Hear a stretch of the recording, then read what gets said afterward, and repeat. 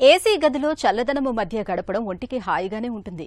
కానీ గంటల తరబడి చల్లదనంలో గడిపితే మన కళ్లకు ముప్పు తప్పదని హెచ్చరిస్తున్నారు. ఏసీ గదుల్లో చల్లటి వాతావరణంలో ఎక్కువసేపు ఉన్నప్పుడు వాతావరణంతో తేమ ఇట్టే ఆవిరైపోతూ ఉంటుంది. దీంతో కళ్లలోనూ తడి తగ్గుతూ ఉంటుంది. ఫలితంగా కళ్ళు పొడిబారిపోతాయి. దీన్నే డ్రై ఐ సిండ్రోమ్ అని పిలుస్తారు. ఏసీ చల్లదనానికి తోడు డిజిటల్ స్క్రీన్ల మీద గడపడం కళ్లకు మరింత ప్రమాదకరమని చెబుతారు నిపుణులు.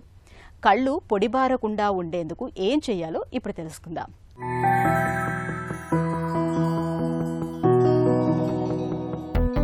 ఏసీ గదుల్లో చల్లదనం మధ్య గడపడాన్ని మనలో చాలా మంది ఇష్టపడతారు. అయితే గంటల తరబడి ఏసీ గదుల్లో గడపడం ఆరోగ్యానికి ఏమంత మంచిది కాదని, ముఖ్యంగా కళ్ళు పొడిబారిపోతాయని నిపుణులు హెచ్చరిస్తున్నారు. సుదీర్ఘకాలం ఏసీ చల్లదనంతో డ్రై ఐ సిండ్రోమ్ కేసులు పెరుగుతున్నట్లు ఇప్పటికే పలు అధ్యయనాల్లో తేలింది. ఏసీ చల్లదనానికి గాలిలో తేమ ఇట్టే ఆవిరైపోతుంటుంది. దీంతో వాతావరణం పొడిగా మారుతుంది. ఇలాంటి పరిస్థితుల్లో కళ్లలో కూడా తడి తగ్గుతుంది. ఫలితంగా కళ్ళు పొడిబారిపోతుంటాయి. సరిగా ఆహారం తీసుకోకపోవడం, డీహైడ్రేషన్, కాలుష్యం, సరిగా నిద్ర లేకపోవడం వంటివి ఈ రుగ్మతను మరింతగా పెంచుతాయి.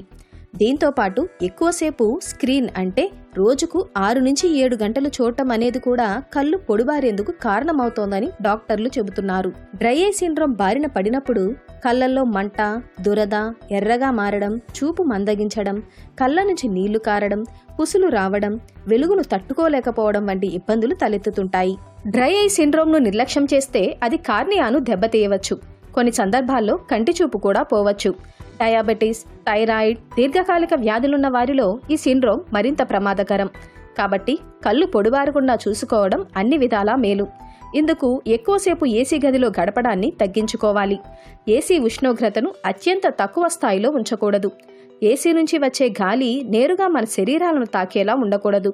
గదిలో తేమ ఉండేలా తేమను పరిరక్షించే యంత్రాలను ఏర్పాటు చేసుకోవాలి. శరీరంలో నీటి శాతం తగ్గకుండా చూసుకోవాలి.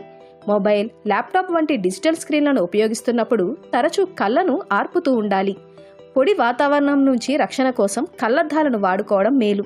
కళ్లను తడిగా ఉంచుకోవడానికి అవసరమైన మందులను వైద్యుల సూచనల మేరకు వాడాలి.